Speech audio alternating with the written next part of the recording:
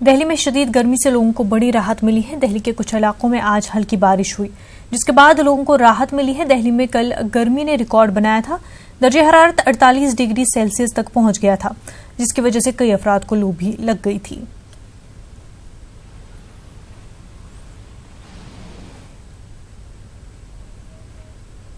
महाराष्ट्र के कई अजला समेत मुंब्रा, भिवंडी और मजाफात में भी मानसून ने रात को तेज हवाओं, बिजली की गर्ज और चमक के साथ जोरदार दस्तक दी है।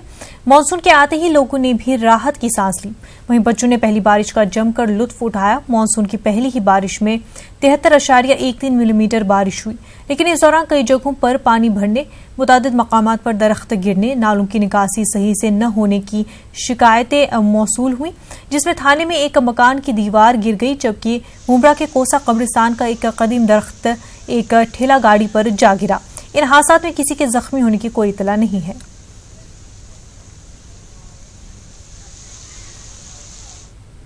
यूपी के झांसी में शदीद गर्मी की वजह से 4 रेल मुसाफिरों की मौत हो गई है। चारों मुसाफिरों की लाशें केरल एक्सप्रेस से बरामद हुई हैं।